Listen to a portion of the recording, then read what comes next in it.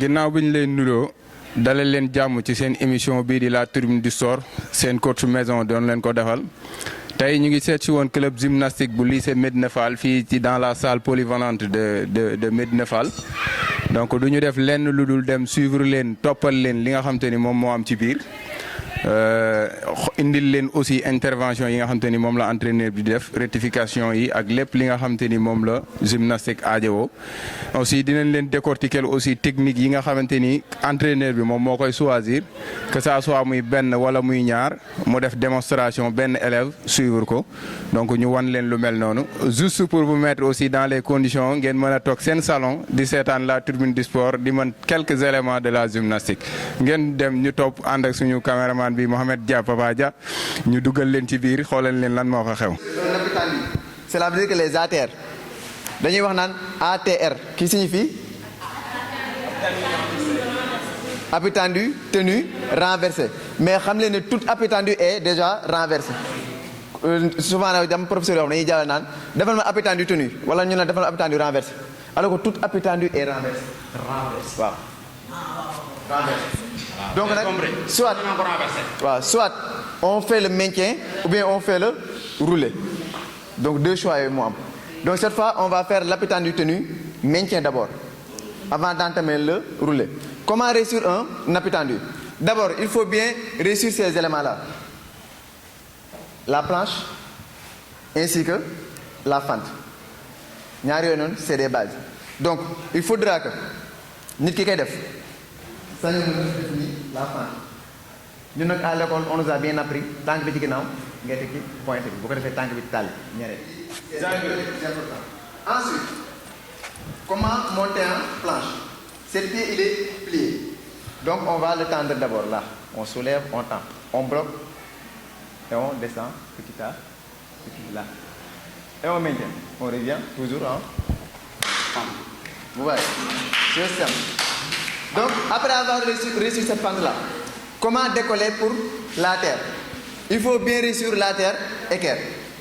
Appui tendu équerre boo ko mënut mooy mu doo mën benn appui tendu parce que c'est la base. Nan nga koy defee la paume des mains bien ouverte nii boo koy defee boo ko réussir nii ngay tàlli loxoy tàlli ñeret vous arrondissez votre dos ainsi comme ça et je reviens. Donc je vais y aller petit à petit tout doucement. Donc comment décoller là boo dee ñu ngi def et on revient. Tànk bi nii soxlawul dem ci kaw a kaw tuuti lay jug malheureusement ñu bëri dañuy jaxase lool ñu bëri nii la ñuy def nii loolu nekkatul équerre nekkatul appui tendu équerre na leen tànk bi tuuti lay jug donc on fait comme ça on le reste ici. C'est bon. Une chose, vas-y. Vas-y, ben astuce bu ndaw ATR équerre. Là, lu tax ñu naan ko équerre. Voici l'angle droit. Vous avez vu 90 degrés, c'est ça. Moo tax ñu naan appui tendu équerre. Dans équerre y a l'angle droit, ça. L'angle droit moo tax ñu naan ko appui tendu équerre. Bu amul équerre rek dañuy wàññi point. Et surtout on revient toujours en fente. Appui tendu bu mu def tu reviens toujours en fente. Donc à partir de là on pourra faire directement l'appui tendu ciseau de jambe. li tax sax ma leen équerre boobu mënul beneen appui tendu parce que boo leen ciseau équerre ngay démarrer. Là vous allez voir l'équerre en même temps voir le ciseau. Donc on va faire la même chose. On part en équerre, là sur l'équerre et je descends. Simplement. Échange rek. Équerre lay déparé su ma leen may wàcc ma change rek. C'est pour ça qu'on l'appelle ciseau. Et toujours, il faut tirer sur les pointes des pieds. Toujours. J'espère que j'ai tiré. Ouais, bien fait.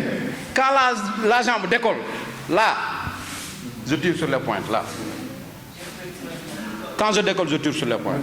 Donc j'y vais encore tout doucement. Appui tendu, ciseaux de jambe. Donc là, je pars, je monte et je sors. Pour revenir. Aussi simple. N'est-ce pas?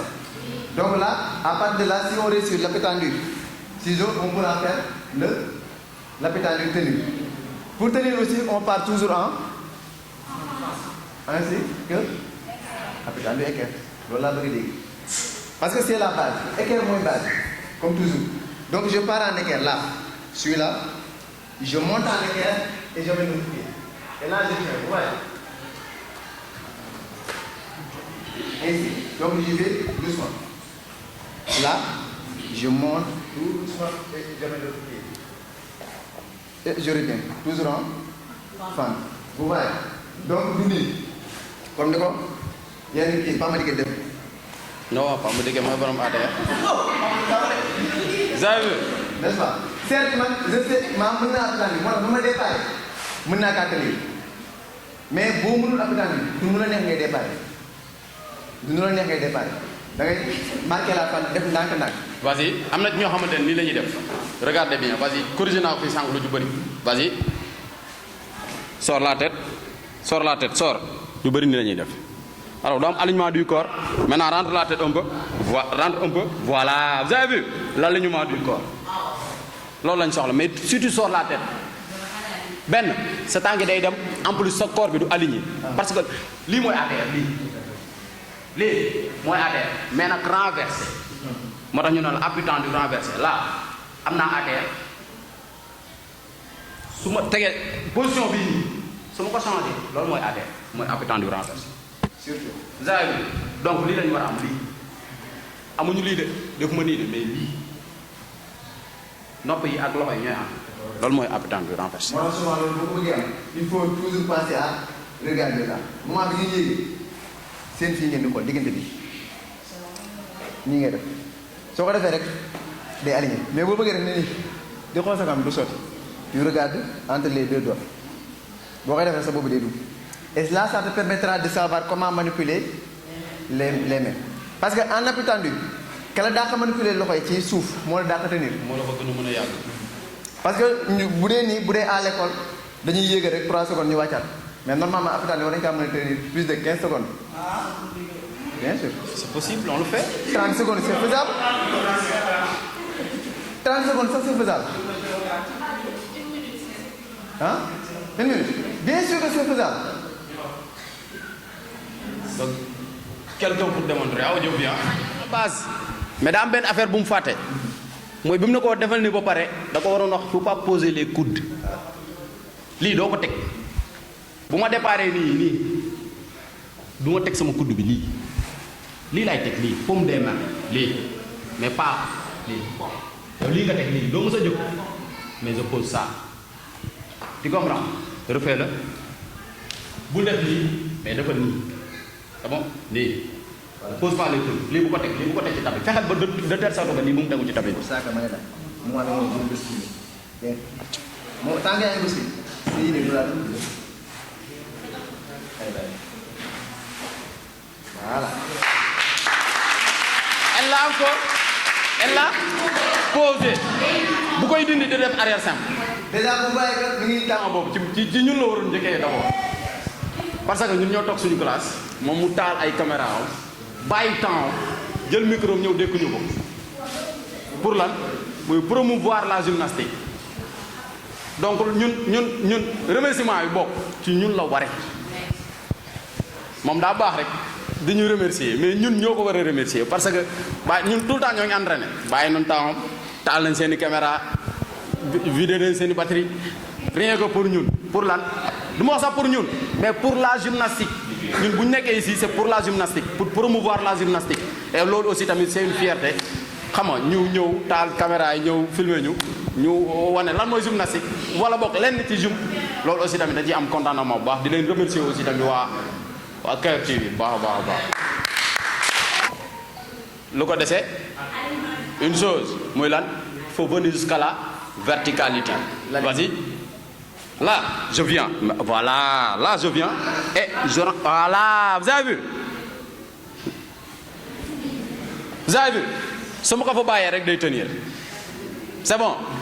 donc assistance mooy base xam nga appui tendu mooy base gymnastique mais pour appui tendu nga mën ko équerre mooy base tu verras que avec la souplesse avant qu'elle va faire da ngay gis appui tendu équerre moom mooy dem du début jusqu'à la fin elle va nous montrer c'est quoi un souplesse avant donc vous voyez vas-y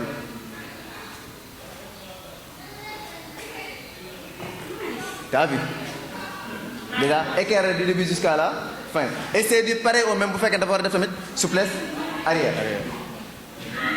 Ce sont des éléments tellement cotés donc vous voyez. tout le temps équerre bi day ñëw. est-ce que s'il vous plaît.